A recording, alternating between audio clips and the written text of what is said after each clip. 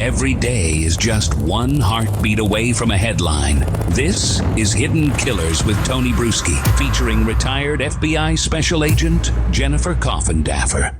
The school shooter, Colt Gray, and his father, Colin Gray, both now facing murder charges for that horrific school shooting in Georgia just a few weeks ago. It's starting to be, I think a lot of us are looking at this case with the father, Colin Gray, being charged, almost the new standard after the Crumbleys, Ethan Crumbley and his parents, all being charged with their accountability and responsibility for providing their son with the weapon that he used in that school shooting. Joining me to discuss, Jennifer Coffindaffer, retired FBI Special Agent. This is, again, one of those cases where see something, say something, but that seems to be where it stopped. The do something part never seemed to take hold, if you will. Even though officers did come to the house about a year earlier after a threat was revealed to very likely have been from Colt Gray made on Discord against the school. We have watched that body cam video. I'm sure you have as well. A lot of people are frustrated going, why didn't they do more? I guess my question to you is, could they have done more? I mean, or their hands are probably quite tied, I'm guessing, as to what one can actually do in that sort of a situation. Well, they could have done more, Tony. There is no doubt. There is a Georgia statute that specifically discusses making terroristic threats, and certainly a threat against a school falls underneath that.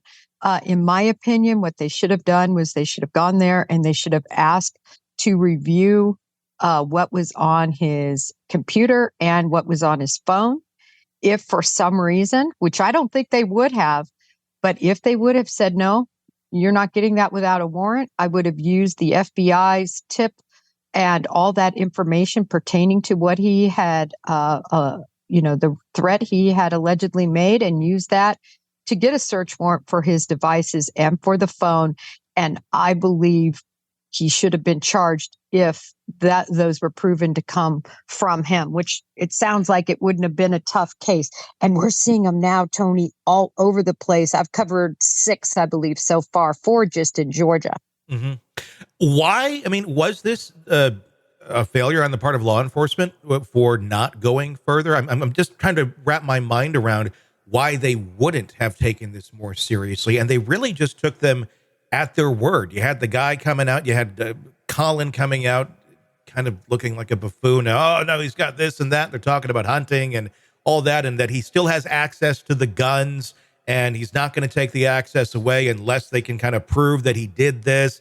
The kid comes out and says, no, I didn't do it. And that was it. It was just like, okay, well, we believe you. What type of deer did you get last year? That's what it essentially was. And I'm not against hunting or anything like, but it's just, it really felt like, okay, could they have done more? Because it felt to me, just watching them, like either they didn't want to do more, they just kind of wanted to get this done and move on, or they couldn't do more.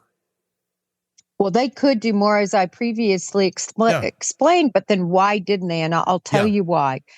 And it's very simple. This was a young minor kid, and they get terroristic threats all the time. Mm-hmm. People calling in, students threatening online. And you know what?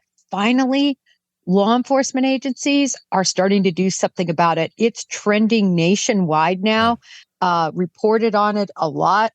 And this is about time, is all I have to say. The wake-up call should have been in Colorado at Littleton. It wasn't there. It wasn't at, Marjorie Stoneman Douglas.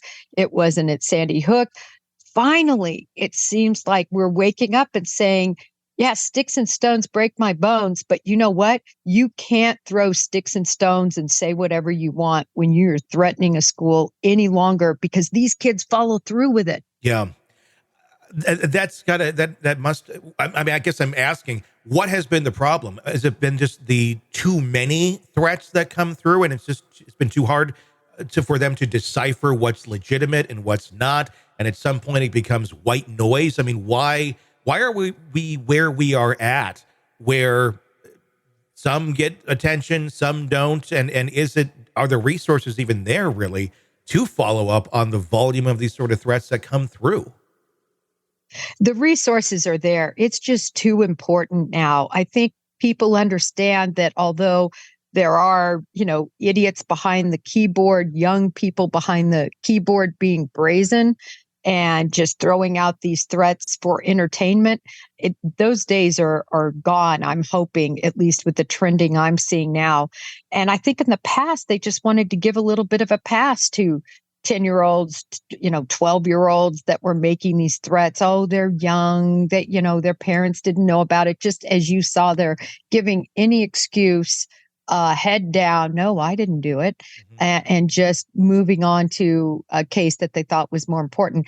Now, these are the important cases. And a 10-year-old, I believe was 10, was just arrested. And we know a 10-year-old took a gun in and shot a teacher in the face. Yeah. Decently recently. So, there's just no age. And I love the precedent too, Tony. You touched on it at the beginning, that it should be the norm that if a parent buys a gun for their young child and allows them unfettered access of that gun, and then it's used in a shooting, heck yeah, that parent needs to be charged. Maybe something will change with these parents not guarding their guns. Let's be honest. Nothing kills the thrill of a good murder mystery like a commercial for laundry detergent. It's like someone slapping a closed sign on your favorite dive bar. But you're not here for that, are you? You're here for the good stuff. So ditch the ads and upgrade to True Crime Today Premium Plus on Apple Podcasts. With True Crime Today Premium Plus, you get your crime straight. No chaser. Commercial free with extended interviews and early access. It's like getting the bartender's special when the bar's already closed. Search for True Crime Today Premium Plus on Apple Podcasts. Subscribe and drink it all in.